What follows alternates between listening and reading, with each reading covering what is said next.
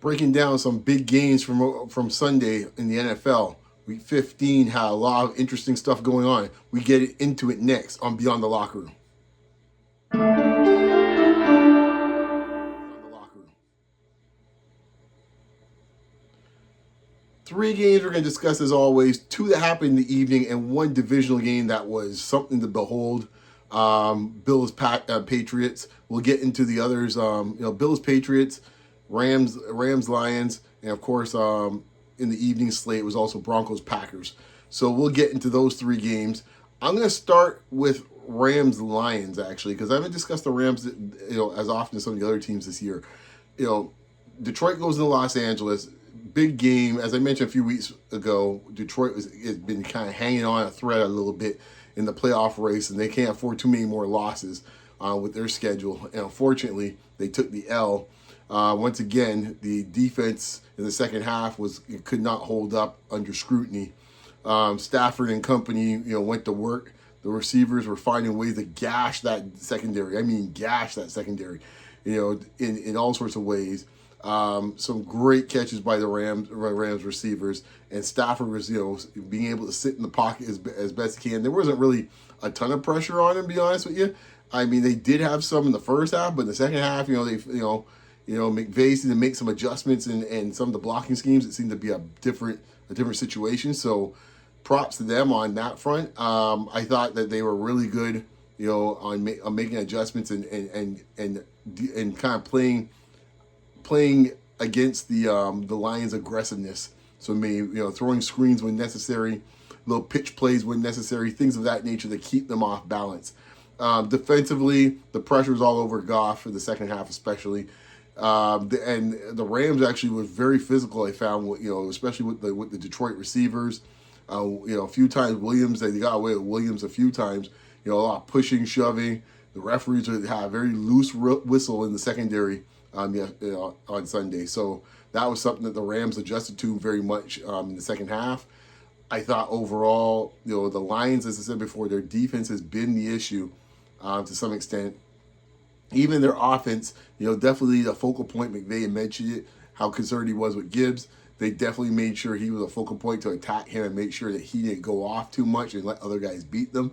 And they figured in this case they'll rather have Goff throwing than giving the ball to Gibbs. Gibbs and Montgomery for the most part, and they made that bet, and that bet paid off for them in the shootout. They were willing to take that chance with Detroit. The Rams right now are back in the mix as being, the one seed overall. They're going to be duking it out with a couple teams. Seahawks, Eagles are going to be in the mix as well too, and we'll get to the other team that they're in the mix with that loss. This weekend as well too. At the same time they were playing, but I really do feel the Rams.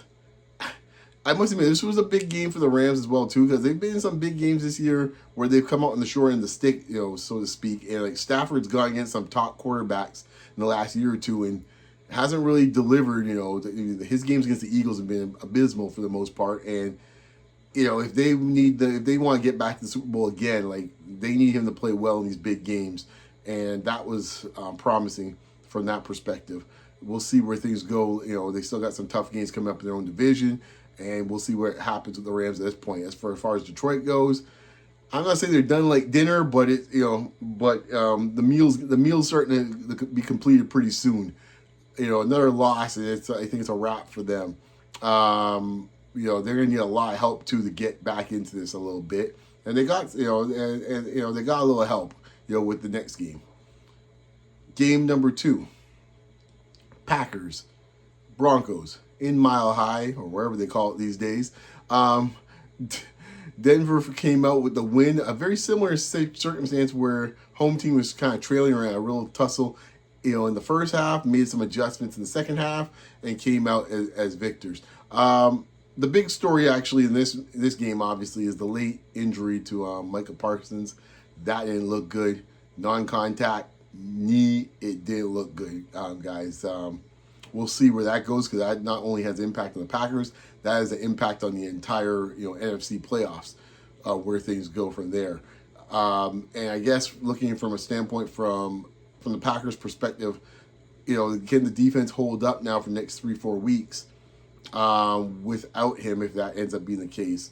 And Jordan Love, I think, is good enough actually to kind of carry them on offense. I think they're going to be in more shootouts as time goes on and play a little more aggressively on offense. Or I guess the other tack that could be taken by LaFleur is more ball control to make sure that their defense is on the field. I think this is going to be an interesting tack and strategy he takes moving forward. Does he try to go guns a-blazing and just try to outscore teams? Or he takes more and more of a, quote, Bill Parcells take and just do ball control and try to keep the other team's offense off the field. That is something we'll find out more and more as the remainder of the season goes on. But Green Bay is obviously in a world of hurt, literally and figuratively. And this is already with Jacobs in this case in trouble as well too. So they are starting to be they had some key injuries to some key guys on both sides of the ball, which is not good. Number 10 is gonna have to figure out a way to keep them in games and try to win some games with his arm, I think, moving forward. So that is definitely a place where we'll have to see where things stand with the Packers and keep an eye on them the next couple of weeks. So stay tuned on my thoughts on them moving forward. As for the other team, the AFC West, with the Chiefs' loss and the Broncos, pretty much putting things to bed, the Chargers are still hanging around, so keep them in mind. But Denver, are they for real? I think at the beginning of the season, you could have considered them and the Colts kind of in the same boat a little bit, where they had very good defenses and you weren't sold on the quarterback quite yet. And I'm still not sure about Bo Nix, but he's doing his thing and he's finding timely moments and timely drives, and you can't knock it in this case. And Denver historically has always been a very tough place to play in the playoffs. So if they do have home field throughout and guys have to come through Mile High or wherever they call it these days in that altitude, it will be in the cold. It will be interesting to see how that plays out for some of these teams. Obviously, many of the teams that are in contention in the playoff mix are mostly cold weather teams. So weather-wise, it won't impact them too much unless it's the Chargers. I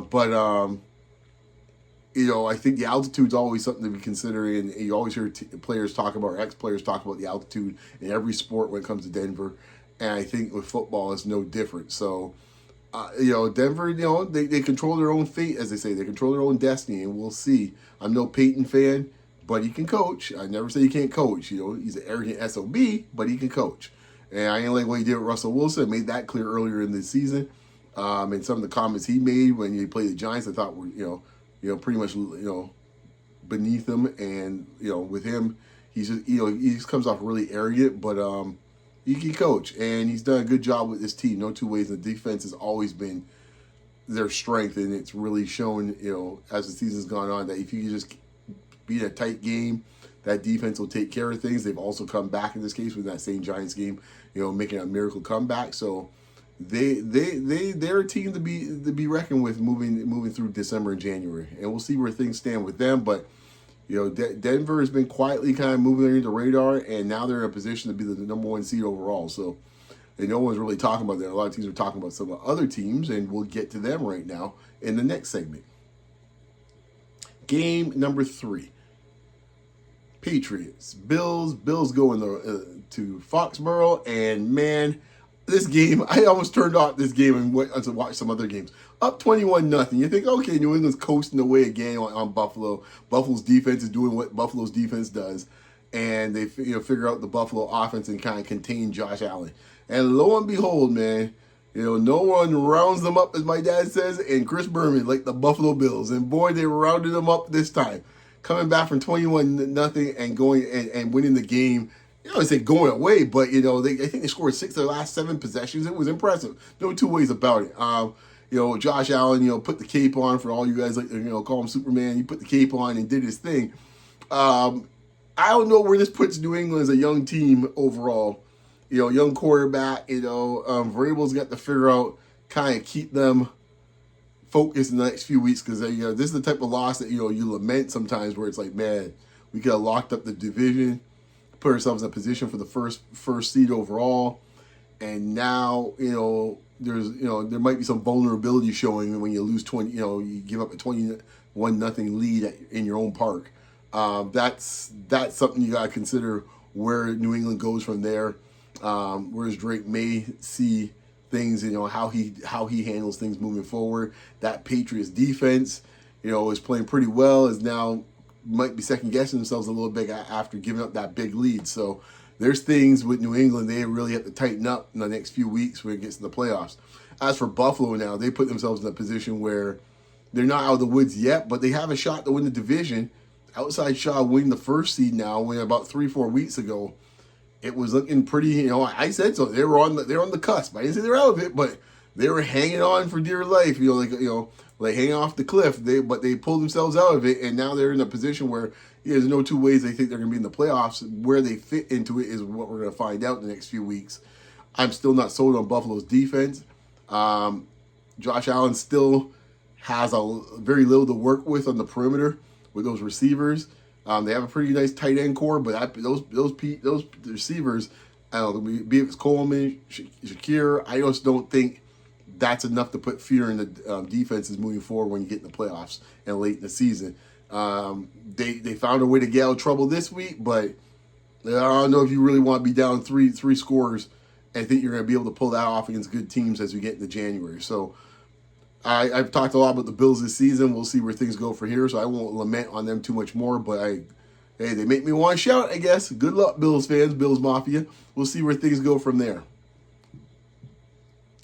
Locker room takes, my final take. You know what? The story of, I don't know what to say, man. This saga in Cleveland, I've been trying to kind of for the most part, most of the season, I haven't talked much about Cleveland, the Shador stuff. Only the last 3 weeks I've really kind of gotten into it because now it's actually a story. He's actually starting, and he's played well for the most part. It wasn't the case against Chicago this weekend.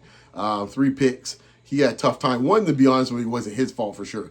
Jerry Jeudy, I don't know what's going on with him. He's had some really questionable moments throughout the season where he's not fighting for ball. He's letting balls, dropping balls. Like, I don't know what's going on. And then his post-game stuff where he's kind of like, meh. It's like, dude, this passive type of aggressive thing is like, oh, the guy made a good play on the ball. No, the guy took the ball right out of your hands. Shador himself, that O-line has been questionable all year. He tried to do a little too much at times. There's some opportunities where you miss some opportunities where you get checked down. He'll learn those things. I'm not really thinking like, oh my gosh, the world's coming to an end with Shador because of that. I don't think so. I think what's coming here is that this offensive core needs to be improved. That's for sure. Everyone's talking about the quarterback. I think you get the guy some receivers, some tight ends that could do some stuff right now. Because I've seen beat him or Gabriel. Where the balls, guys getting the ball hitting their helmet, guys dropping balls right between the numbers. So it's like, this is not something that's just a Shador thing. This was going on previously with Dylan Gabriel and other quarterbacks that they've started this year for Cleveland. This receiving core has been questionable, to say the least. Defense, though, I know some of them were put in positions because of the picks, but other times, man, they're just marching down the field on you, man. Come on, man. 30-something points on you. Like, you're supposed to be this all-world defense and one of the best defensive players in the league, if not the best defensive player in the league. You can't have that put on you. You can't. You can't. I don't care what the situation is. You can't have 30-something points put on you. What's 33, 35? I lost count. 31? You can't have that happen to you. So that's my locker room for take. I think this Cleveland thing is going to blow up in the offseason. As I said before, I don't think Stefanski's long for this position. We will see where things land out there in Ohio, in the coming months. So I'll keep it right there, guys. Once again, as always, man, you can find me on X, Facebook, as well as Blue Sky. And you can find me right here on YouTube. I appreciate all the support. Like, comment, subscribe. You can find me down below. So, subscribe. Give me your thoughts on what you think is going on with some of these teams in these playoff races or the mess that's going on in Cleveland. As always, you can find me weekly on Basketball Rewind. Check me out there with the fellas, Coach Roach and Kenyon. And I just did a special guest appearance, I think got posted today, on To The Point with King. So check that out. We get into some of the issues with the Raptors, and the play-in. So check that out too as well too. Love the support, guys, and love your feedback, So keep it coming. Check me out later on. And once again, you can find me here at Beyond the Locker Room. Talk to you next time. Peace.